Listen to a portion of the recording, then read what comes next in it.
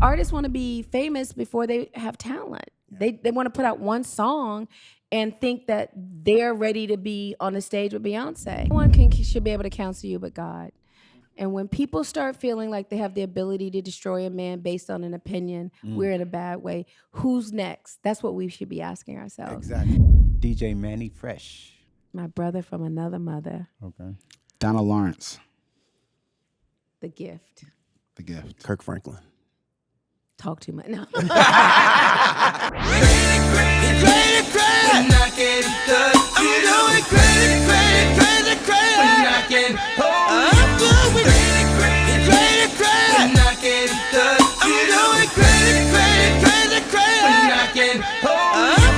We sound crazy.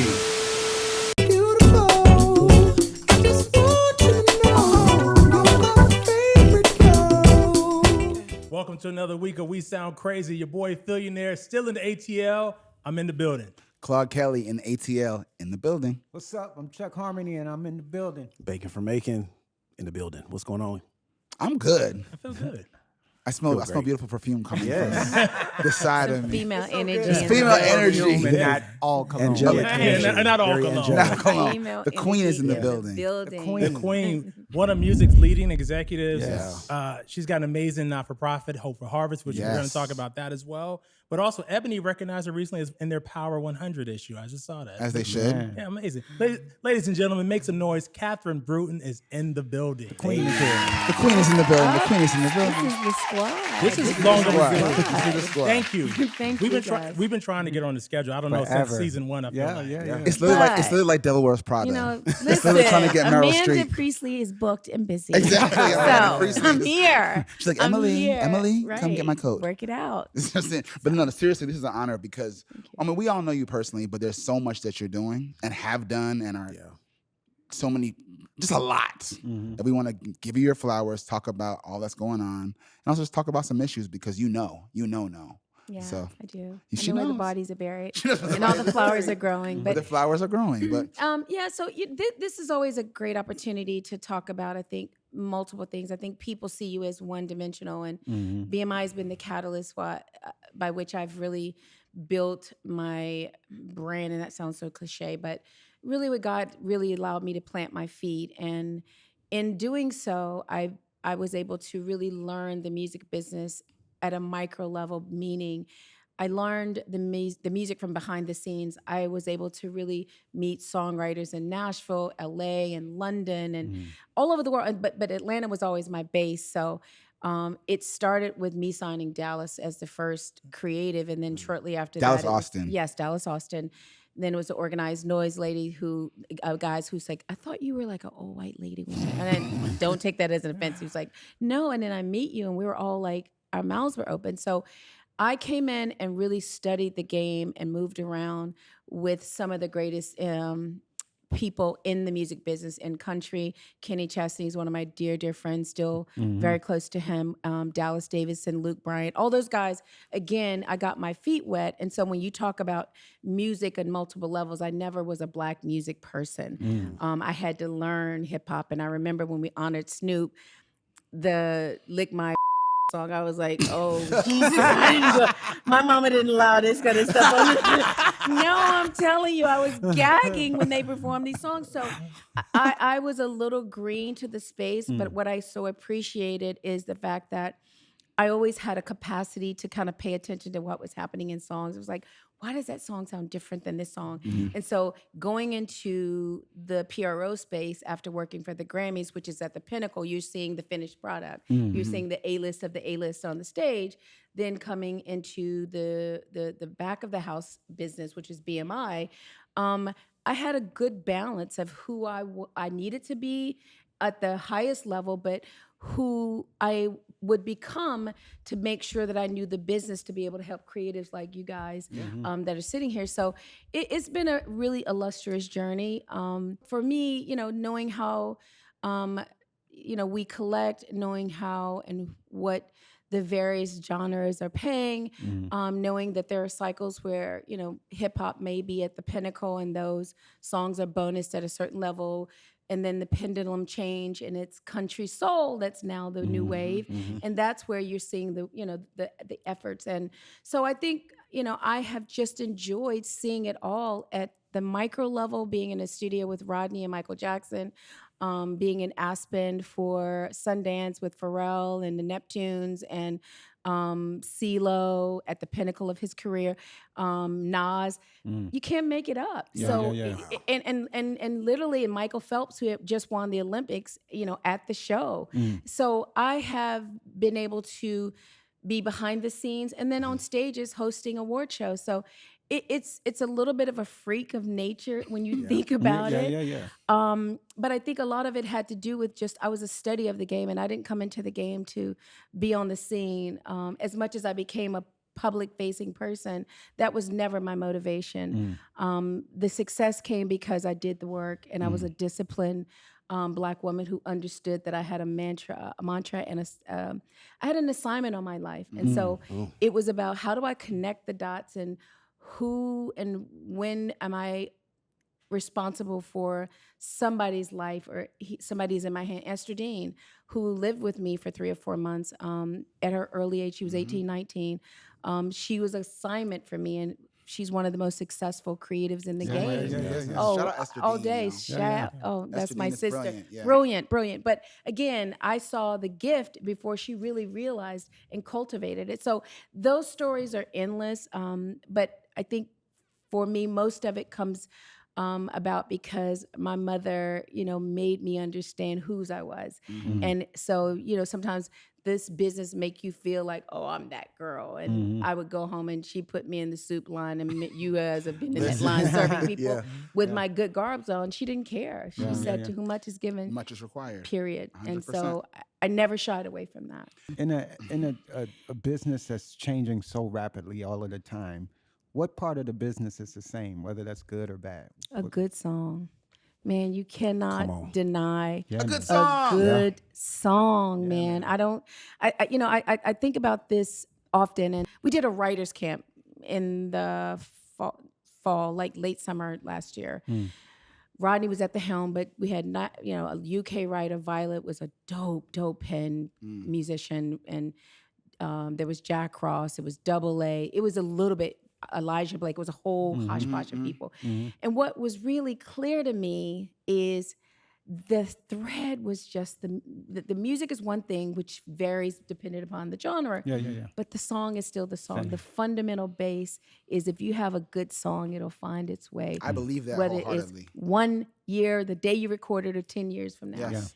it will find a home. Because everything else is a we're debating about what you should look like, what you should sound like, where you're from, but it always starts with a great song changes the game. Period. And we always tell artists, both new and veteran, that it takes one song to break you, to re-break you, to you see that all the time now. Like, we look at Beyonce, she's having the #1 record of her career again. That they're gagging about. She just Takes decided. one song. That's it. And a song that in many respects is transformational. It's not so brilliant. Is it one of the biggest female artists in the game? Yes. But she made a song authentic to her journey, which is Texas. Yes. So for people who want to hate, it is not her trying to integrate a space. She's a Texas. She's a Texas girl. That's it. Always has her, been. But people put her in the shiny, fancy things, and they don't really understand. To her core, she is Texas, and what she did is gave us her interpretation of the space in her way, and I think is brilliant. And then you have to thread her journey because she's wearing cowboy hats in like the Bugaboo video. Period. You know what I mean? She She's always performing at had the that rodeo, flair. right? She Always always the had whole that flair. time. We sound crazy. I want to give you your flowers because you said at the beginning that you kind of were a advocate for all kinds of people. You talked about Kenny Chesney and country, and of course, hip Snoop and R&B. And for a songwriter, a young songwriter, who wanted to do everything and wasn't in a box, shout out to you and Wardell Malloy because that saved my career because nowhere understood me. Everyone's like, you're not black enough. You're not this enough. You're not that enough. You're not Atlanta enough. You got to move to LA. And I was like, but I just want to write everything that I hear. That's it. And y'all at BMI were like, we got a place for you. That was a gift. And again, I think gifts are never in a box. I mean, you can try to contain it and make it about what they think it should be. And I think what you did is you followed your gift. You allowed your gift to land where it was supposed to be. Exactly. And those are oftentimes, those are killjoys for buildings who they operate in a very flat place, and they're following what somebody else is doing versus letting people exist in their space. The space is real to them. And then for all the noise that that a lot of the other kind of agents and companies make, labels, publishers, PR, all that stuff. I have, in my entire career, I've never had more help, advice, assistance than I've had from BMI. I mean, and I From think you, that's the difference in from Wardell. us as a PRO. You know, Yeah. people, you know, often think that this is the hardest job in the music business. And what I mean by that is, you know, we're not necessarily one-dimensional. We are A&R, we're booking agents, we're programming shows, we're connecting, we're pluggers, we're plugging Definitely. producers with writers, we're introing, you know, creatives to new opportunities and new markets. So it's not you sit at your desk and it's one thing. I'm helping with financing because I understand that space. Somebody's looking to do a catalog sale or refi a loan or making bank introductions and explaining to them the importance of lines of credit. So these are things that, again, you're not going to get out of the building. The second you don't have value, in most cases, you're done. Yeah. And so I take great pride in the philosophy is that we are here for our community.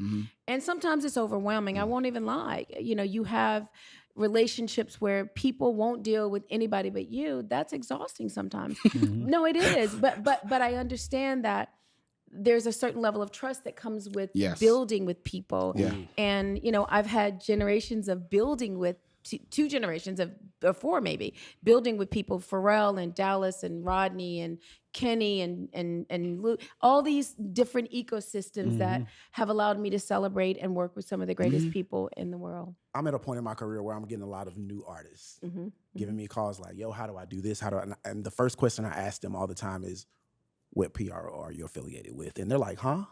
So, and we know there are a lot of young people that watch this platform. Can you just explain, for those that don't know, what a PRO is and why is it valuable to a person's career? Yeah.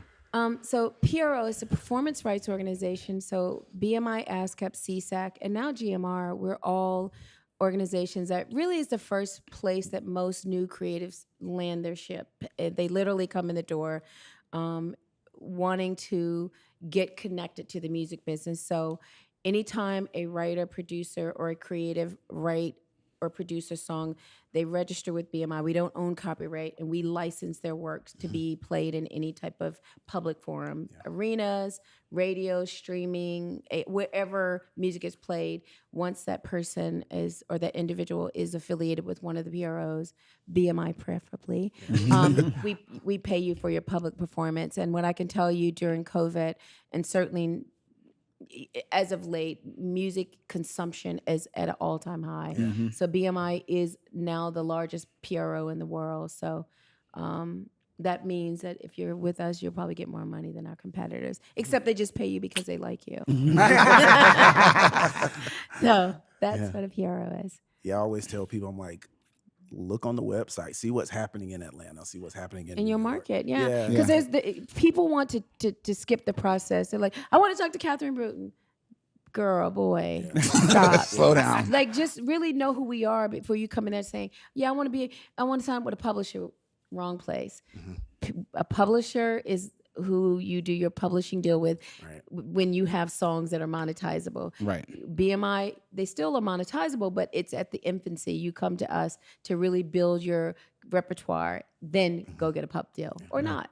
So They need to be, that's, new artists and songwriters need to really understand that from the very beginning. So thank you for clearing that up. that's a community. The village that you can become a part of at a PRO is like no other systems. The labels don't necessarily welcome people off the street. Certainly the publishers are looking for hit records. So you get a hit song, you then are on the radar. We are investing in the newer people before they become the Pharrells and the Claudes and Chuck and, you know, the big boys in the game.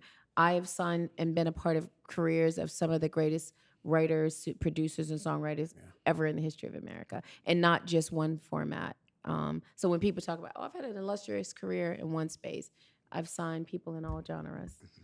We sound crazy.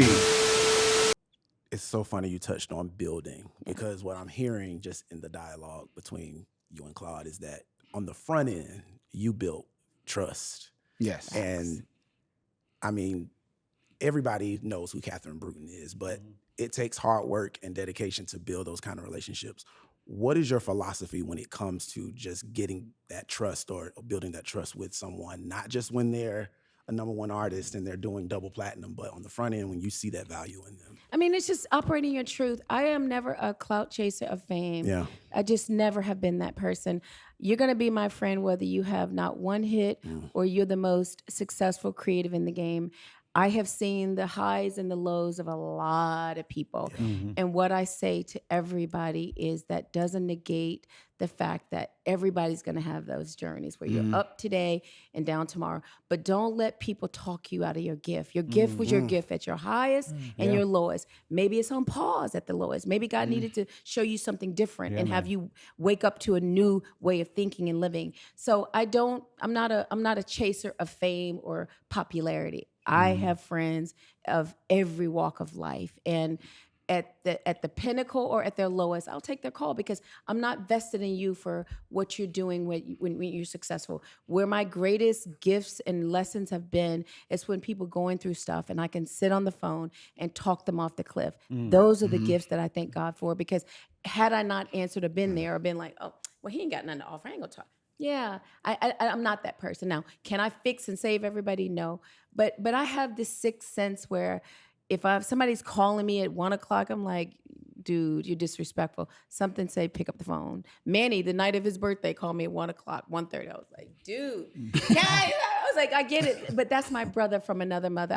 So there are certain people who it's a small percentage that have that kind of access. But I just having that believe much in access to humility. Catherine is beyond a gift. All right, Yeah. you have the bat line. You got to be vetted. You got to be. no. You cannot just call. All right. Catherine, I want to ask, because you have worked in so many genres of music. What do you listen to? What is on your playlist? I don't want loud, and I don't want. I mean, I'm like Madison Ryan Ward. Yeah. Like I'm in this discovery place where I will go to an Afro beats new artist and just let Spotify or Apple Music play. And sometimes I find that to be just my comfort. And then I'm a 90s catalog girl. And when you talk about the gospel space, give me Marvin Sapp, John P. Key, the Clark sisters, like the old Kirk Franklin. Yes. And then even in the new space, I appreciate the John McReynolds, who we're giving the Champion Award to. John changed the game for me because it wasn't super instrumentation. It was a great vocal and Phil, you got it.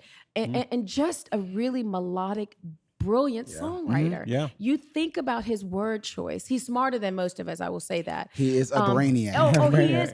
But you're never getting that until you sit down and talk to him. Yeah. But what I so appreciate about what he did was usher in a space which, years he felt denied. He was like, oh, they don't accept me. I was like, who cares? Right. Your songs are great. You're a vessel that's needed in a time where gospel music was stale. Yeah. It just felt very much like everything was the same.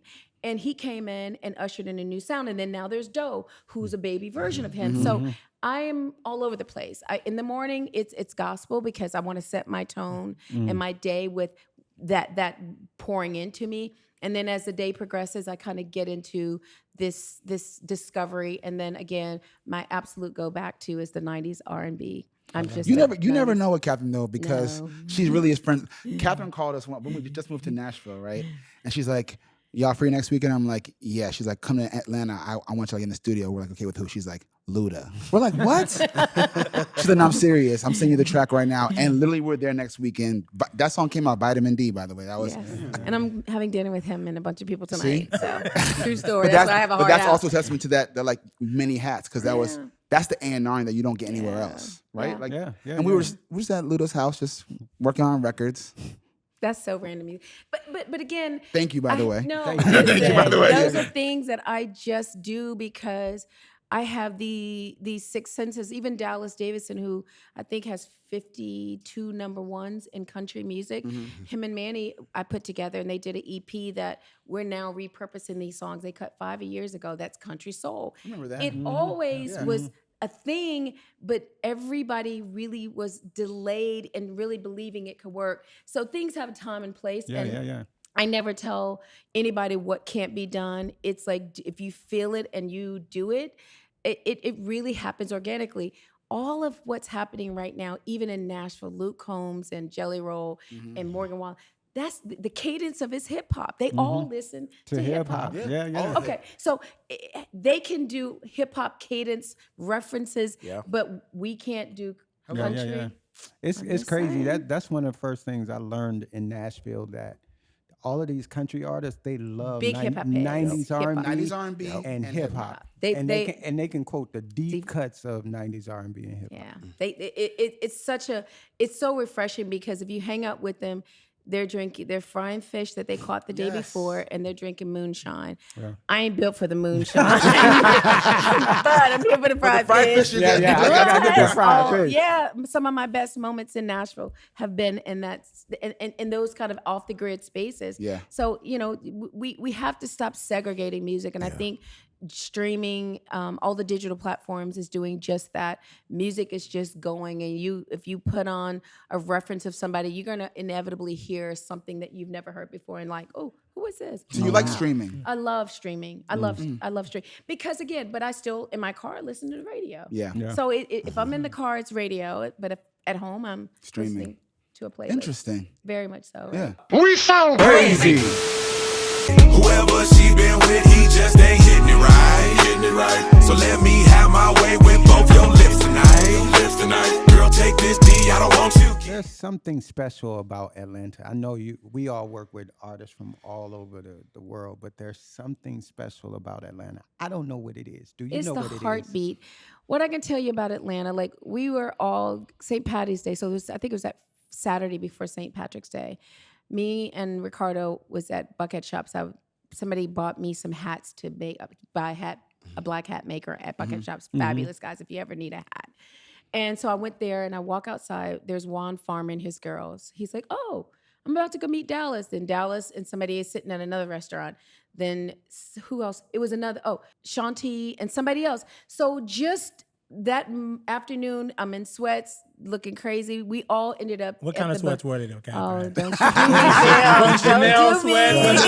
Was it Don't you do was me. it Dolce? You know what I mean? My only little thing, I had on Hermes sneakers and a little Hermes Oh, bag. see? That's it. But I was bumming the rest of the way. But it organically, it happens. We are friends for real. Yeah. I can go to Dallas's house. He can come to my house on the drop of a fly.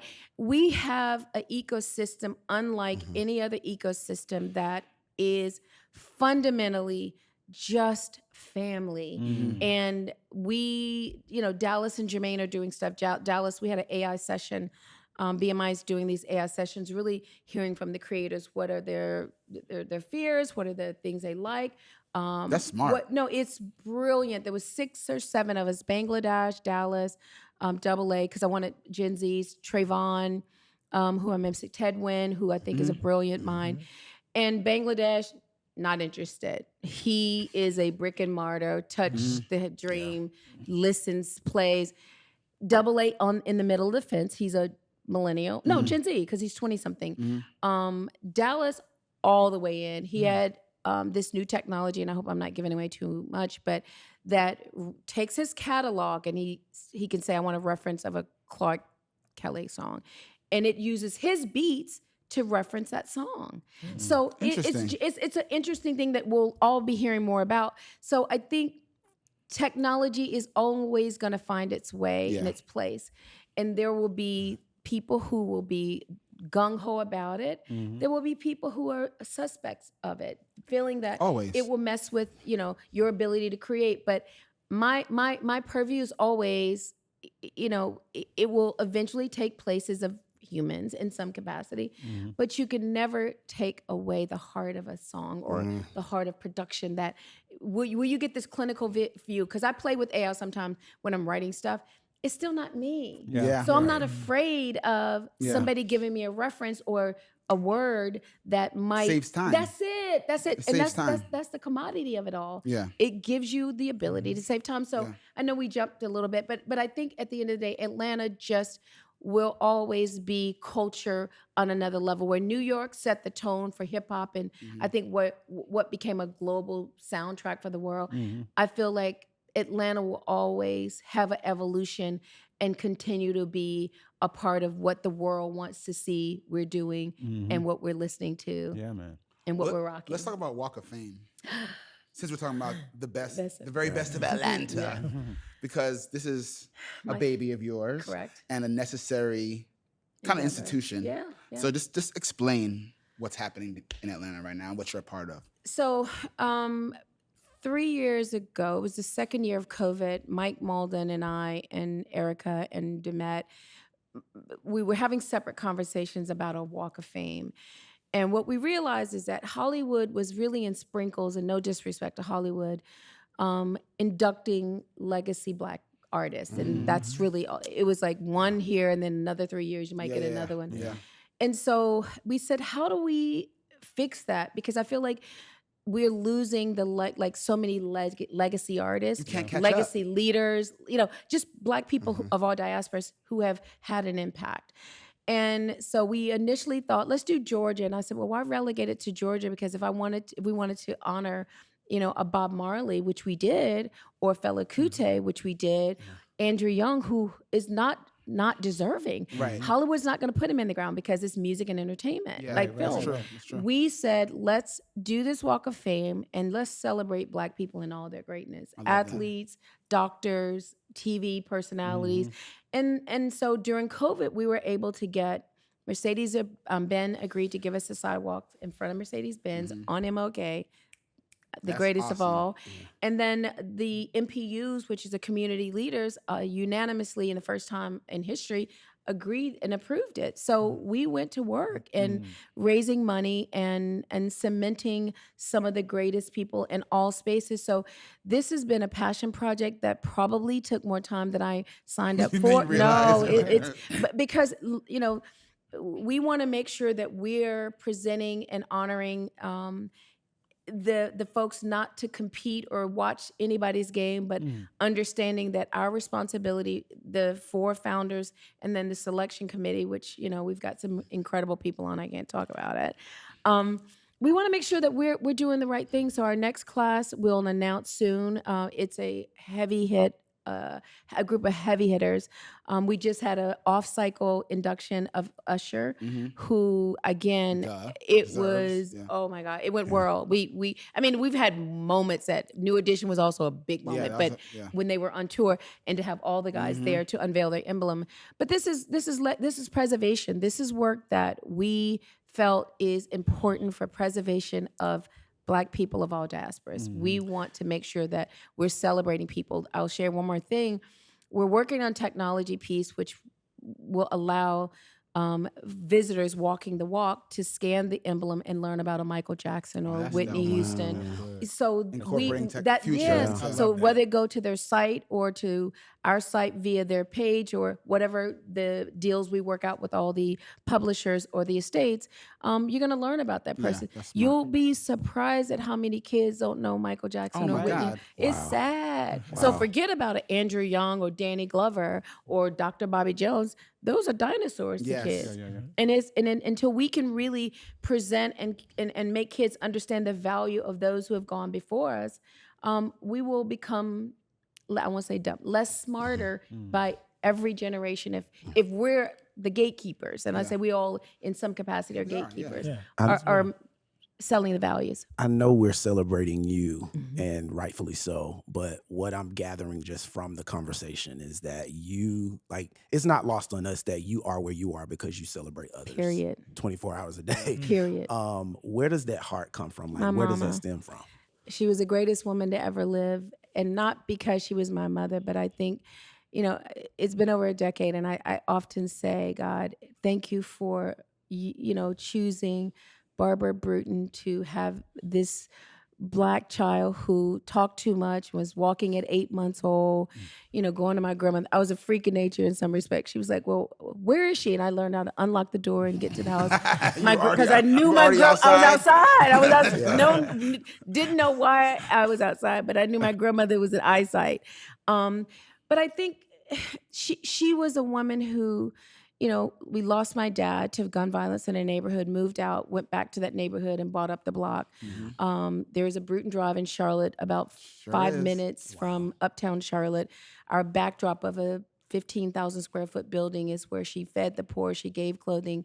There was a food pantry. There was also a job training facility. I'm renovating now, and there's a second evolution. I'm also building and renovating houses. I have a building, the Hope for Harvest building that Phil was once on the board, and you once on the board have both served and still support. I do an 8-week summer program where kids who are in shelters and group homes get to come and be kids. COVID did a thing on our children, and parents didn't. Going to school was their way of saying, okay, go to school, you get home, you're 2-3 hours, you go to sleep, and then they'll have to do it's daycare. Daycare. When COVID happened, kids were dumped exponentially, like at a level I'd never experienced. Yeah. And so you're dealing with kids who are high trauma. Certainly a lot more white kids than black people say, oh, black kids, COVID and the pandemic didn't have a race. It was kids dumped on the system. And so we love up on kids who have been deemed unsavable. And that work, to me, you talk about the things that I've done. I don't take a dime from the organization, but the gifts that God has given me through this service and the things that I'm doing in honor of my mom, who did their hard work, which was acquire millions and millions of dollars of debt-free real estate from poor people. So you tell me there's not miracles in putting your hands on the plow and doing the work. Yeah. I mean, Hope for Harvest is incredible. and we'll make sure that the website is on the this. bottom of the screen. Right Yeah, now. so that you can find out more and get involved. But besides the stuff that I've done with you, obviously in the music space, it's been one of the coolest things to get to know about you outside of it. Because you don't really, we know each other, but you don't really know what people are doing outside of this. But to find and discover the heart of who you are in your hometown on Bruton Way, by the way. And year round. I love that it's Every- year yeah, round. It's nonstop. not just during It's the not- holidays. right. It's a year round. It's not just an award or it's literally a service that's all year. Not that I didn't respect you before, but I was just like, nah, like this is not a game. Like she's the real deal. Yeah. And I think optically that's why I want, when we're talking about celebrating people, I don't look like it's, and I've been I've received accolades of every level. And I remember last year Jason Lee, who people see is a thing, but you have to look at the evolution of people and how they start and where they end up is one thing. So be careful of having opinions before you see the baseline of who people are. Gave me the Community Service Award. And that was the first time that somebody acknowledged me for the work I care about the most. I get paid to do a great job at BMI. So that's easy. But when you can show up and do the same work or harder work for kids who just want an extra snack to take it back to his brother at the shelter, that's real work that God will really give me the extra points for. So I am so proud of the fact that so many people like Callan and you and Phil and so many people that I can't even name, Kirk, A lot of show people. up. Yolanda, everybody shows up Let us see. because Let us see. I can't. I have a photo with all of us. I have In the photos of us. kitchen, Let yes. us In see. the kitchen, like In so. Anita Wilson, all of us just Donald in the Lawrence, kitchen. Just it's beyond anything that I could have ever imagined. And was this in my, resume? I'm gonna go and serve the poor and help my mom, and step into her role in some capacity. But the other thing I share is, people get so hyper focused on success from one purview. And what you have to sometimes understand is that God will have you in a place that you thrived and will throw something at you that seems impossible. And he will see if you will take the bite. And if you don't, it could really change your forepay situation because you didn't honor him. So this has been my greatest gift. And the joy that has come in my life because of I've seen the change and the trajectory of the kid's life. A kid was living in shelter, and I'll share this really quickly. Ralph was broken, and I thank God for Kyle and Phil and Casey. This kid would be outside. His mom and 2 nephews were in the women's shelter. A 16, 17-year-old kid in a men's shelter with Everything. psychopaths, Everybody and including everything. probably some of the staff. But we took him in and we began to pour into him. And so fast forward, we had barbers during our Christmas activation, a barber school that cut every kid's hair, including white kids, and said that if anybody who wants to go to barber school can go for free tuition for a year. Ralph is now in an apartment and about to go to barber school. Wow. And we will be providing him with all his tools. So all kids need to do is see a possibility. Yes. Give them the opportunity to see different. Yeah. And we have to be those people who show up for them. Well, you're the best example. Well, we are. We are. We are. We are. We sound crazy. Saw the best in me. When everyone else around me, everyone else can only see. Having done so much in the music and entertainment space, is there something else that you want to do in the I'm future? shooting my mom's documentary, Miracles on Bruton Drive, which she was absolutely the conduit for all the miracles that took place. I have a deal memo in place. I'm certainly going to be consulting with Phil on this endeavor. Someone came back to me and offered, they think it should be a limited series. So I also have a manuscript of her life that I will work on in tandem or collectively. So that is the next wave, because I talk about legacy and we talked about preservation of culture, and her story is just it's one of one. And it's, when we shot the Sizzle last year, the former 2-time mayor Vinroot was the first person we interviewed, and he's in his 80s now, but still goes to work every day and read a book, but he wants to be valued. So he sits at his desk and he said, you know what I loved about your mother, he said she had faith to move mountains. Then I go to the next interview, the realtor, the guy who bought and helped her acquire all the real estate. He said, your mother had the faith of a giant. Then we go to the next person, John P. Key. He said, it was never enough money, but it was always enough faith. So when in death 10 years later, people can tell the stories of when they met her and the impact she had on their lives. And in a church that was mostly homeless, you had all these very affluent, millionaires, multimillionaires, very successful white men and women who would come to church and then during the week come there and serve. So, in a time where I think we're so divided, I think this story will show that we are better when we can come together and we remove the classism, the racism, all the things that separate us. If we come together and work together, I think mankind would be better for it. Amen to that. I love that. Wow. Shout out mothers. Shout out moms. Man. Mom. Catherine, let's play a game of name or word association. I like later. this. I We're like going to this. say some names or some topics and just whatever comes to your mind. Ooh. So, Watch your mouth, Catherine. Dallas Austin. Genius, a hero. DJ Manny Fresh. My brother from another mother. Okay. Donald Lawrence. The gift. The gift. Kirk Franklin. Talk too much. No. No. Another extraordinary gift. Rodney Jerkins. Ooh. Dark child. Yeah. That's what comes to mind. Hope for Harvest. Lifeline. Phil Thornton. Philip Thornton. It's so much that comes to mind. I think just brilliant. Brilliant. I agree. Nashville, Tennessee. Honky tonk. I love me some I'm just picturing Nashville. Catherine at some place where there's fried fish and moonshine, Oh, dressed like listen, no, this. and You know no, what I'm listen, I saying? didn't even- Like- it's in their garage. So they all have this garage that they all like have in the middle of their estates. And Yeah. it ain't fancy. It's rocking chairs and benches. And I'm serious, they're frying fish and there's flavored moonshine. I want to know what is Catherine putting on her fried fish? I don't fry nothing in my house. So if I'm going to get fried fish, it's somewhere. You know what I do? I love, not say, I will eat fried food, but I don't like the smell of fried food in the house. I agree. It's something that When it's lingers. served to me, I'm good. But the whole, Oh. yeah, I agree. I'm never. You can't.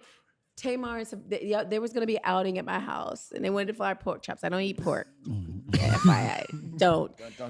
I the swine. don't. No swine.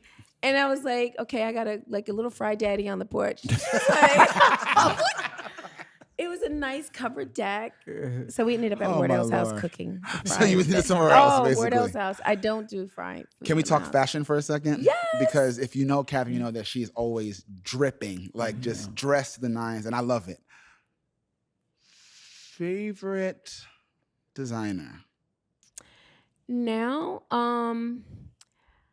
I would have to say Alison Olivier, and that's the collection. I was at Fashion Week in October, and we did quite a few shows over a 3 or 4 day period. Marlo and I, the thoughtfulness in her banquettes of her shows that were color palettes, and it was every type of model, young girl, middle age, tall, short.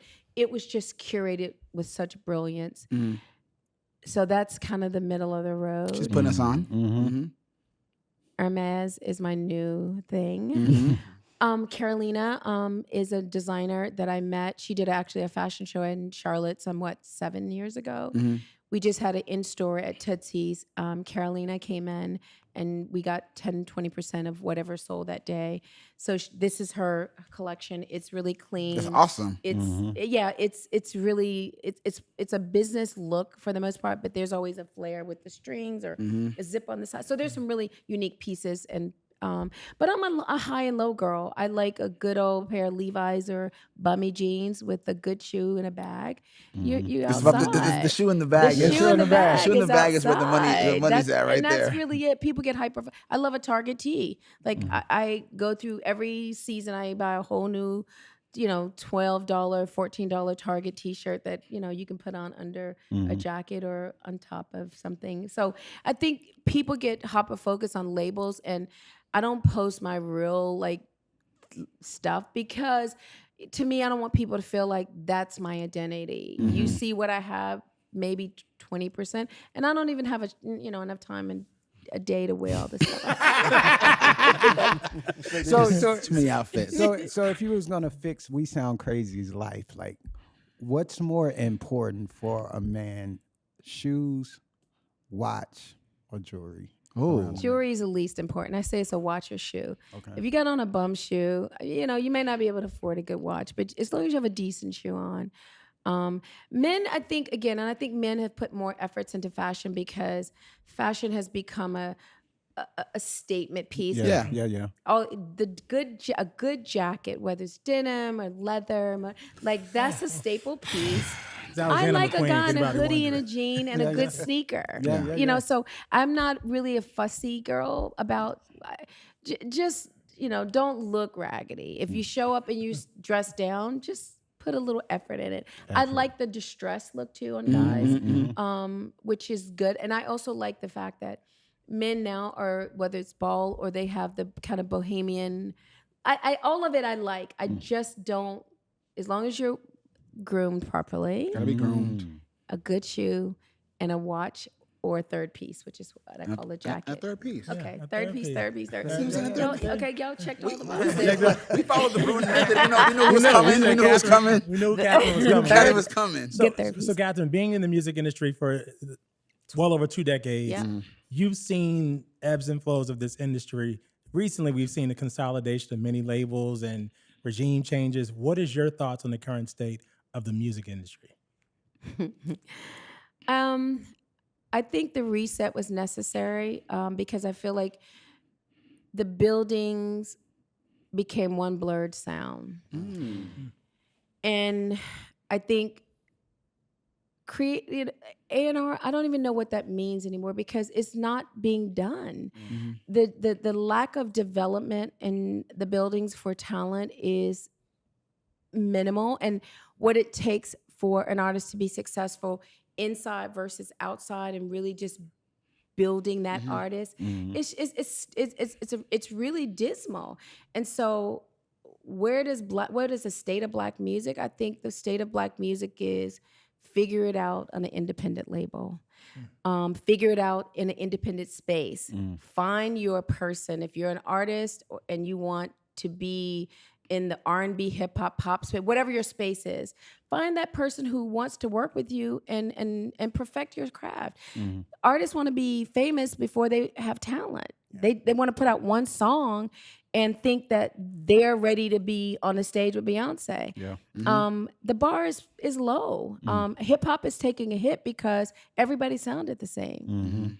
What's the nuance of hip hop is it was about real life in Atlanta. Where you're I must from, say, too. Where that's you're what I was gonna from. say. Atlanta was at the pinnacle of what I thought was somewhat lowbrow. Now, again, we kept the ecosystem going in some respect, but I think the shift is happening and it's going back. You know, I think Metro had a phenomenal project. What little I've heard of Metro and Future, I like. Kendrick Lamar, to me, can never do any wrong. Right. J. Cole, to me, again, like him or love it. So if we can at least find balance, I think the drill sound, again, is still a little dark. But at the end of the day, we have to find a way to find balance. And that's why I'm so happy that there's such a hyper interest in the 90s R&B sound and the Money Longs and the Jasmine Sullivans. There are people who are doing the work and they have the sound and they are ready to hit the main stage. Are we giving them the same opportunities as that we've given some of the artists who I think are performative? I think SZA had a really dope project as well. Let me ask you this question. So you work for PRO, so you kind of have to be involved with all kinds of music and all kinds of people, right? So we're in a world that's we're always debating cancel culture and should people be getting the love they deserve and all that stuff. What's your opinion on that? Because there's so many kinds of artists and songs. Like Kanye's #1 right now, or was last week. Has been. And he's everyone's debating whether all that debate. How do you feel about No the one art can, versus the should be able to artist? counsel you but God. And when people start feeling like they have the ability to destroy a man based on an opinion, we're in a bad way. Who's next? That's what we should be asking ourselves. Exactly. Who's next? Who's next? Because no one's immune. I don't like it. We've all fallen short from the glory of God. Agreed. And when we can sit on a throne and judge a man based on an opinion or an allegation, and that person can lose his livelihood but has never been convicted of a crime, Right. what are we talking about in this world?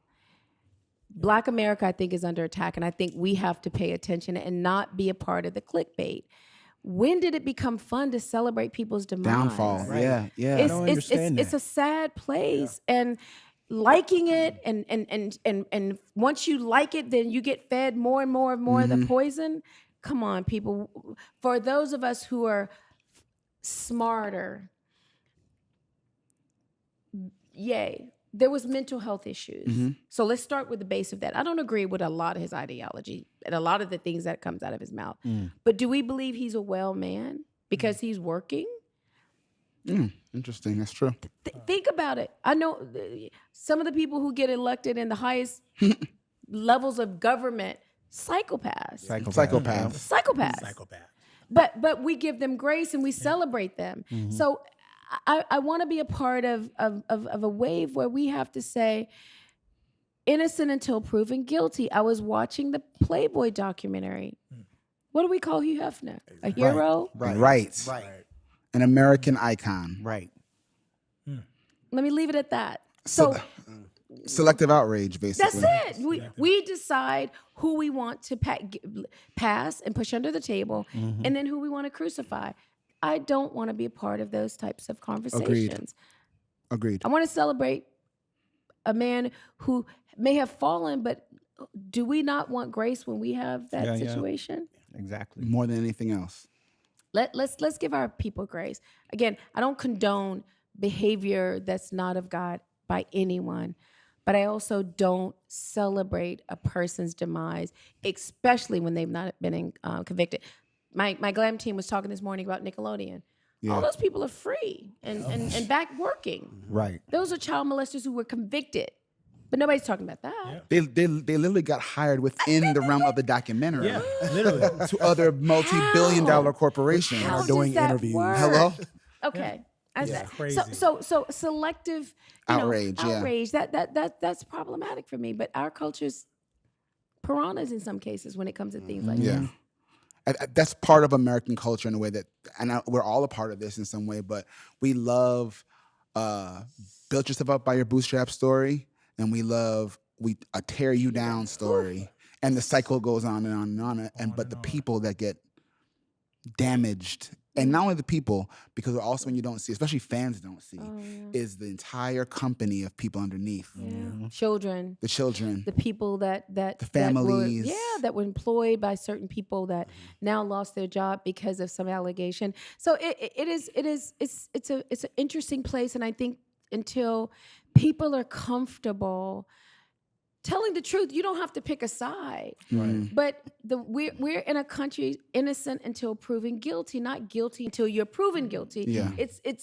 We have to rest our laurels in that. And then the clickbait and the AI that allows a story that is unfolding to become frontline news. Yeah. It's like, come on, people, aren't we smarter than that? Right. And but they're not. No, We're not smarter than that. They're not smarter than that. So, my prayer and hope for all of us is that we can find synergy and find ways to celebrate each other. And if we fall, including me, and if there's things that don't work, hit me offline. Hit me offline. Yes, hit me offline. I want correction. I want to feel like I can be I can be chastised by my peers and With love. with love. That doesn't happen anymore. Yeah. People go talk about you to everybody but you about Yeah. you. That part.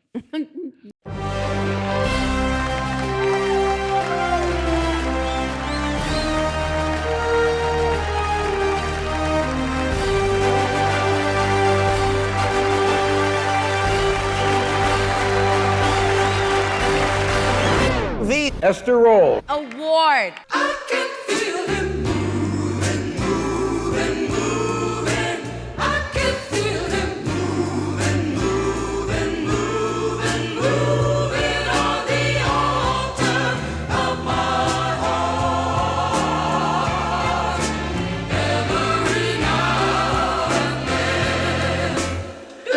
It's about that time. It's about that time. So, Catherine, we have this segment called the Esther Roll Black Excellence Award, otherwise known as the Irby. And it's about highlighting Black entertainers, business people in front of the camera or behind the scenes that have done amazing work and may not have gotten the flowers they deserve for one reason or another. But we want to highlight them here. So this is our opportunity to all nominate someone we think is special and then vote on it and just give a shout out, some love, some flowers, a lifetime achievement, if you will, to special people, Black in our community. I'm opening the floor to we'll all nominate someone and vote. You know what? I'm going to put this nomination on the table, and I want to see how y'all go against me on this one. You dare us? No, but hearing Catherine and knowing Catherine for the time I've known, I mean, just her heart, her integrity, her excellence, that started with your mother, Miss Barbara Bruton.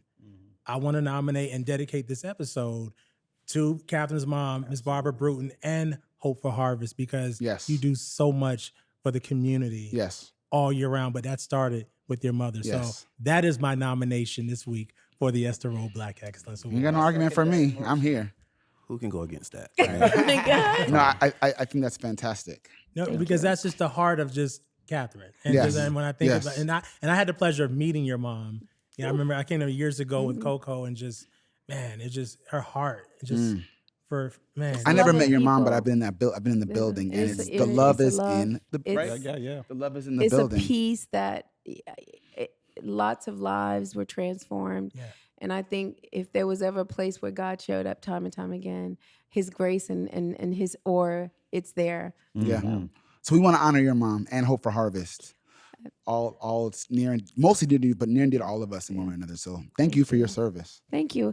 And thank you guys for this platform. I think, again, the podcast space is like, there's a podcast every 2 Yes. seconds coming onto this space. But having, really transformative conversations that not just talk about one dimension of who people are. I think it's important that people see, the people that you bring on in all of their many spaces of life. And, you know, people say, Catherine and BMI. And I said, no, it's Catherine Bruton. And so I'm owning that space. And I'm so grateful for BMI and all the things that I've been afforded to do. But this is a season in my life where I am absolutely stretching my wings to see where else and what else God has for me. So thank Amen you to all that. for I love this. that. And No, of course. And we're always, listen, whenever you want to talk, listen. we're here. When the documentary's ready, I want to do a little screening and Yeah, certainly want to come 100%. here. We should and come have down you- there. All of the above. And do something in Nashville, maybe Yeah. at the Yes. museum. Yes. Yes. Yes. Done. Yes. Done. I I'll love hold you that. I'll hold you to that. I'm inspired. I'm inspired. I'm inspired. Thank you. Make sure you follow us on all platforms at We Sound Crazy and WeSoundCrazy.com. And shout out to Visit Music City for always holding us down.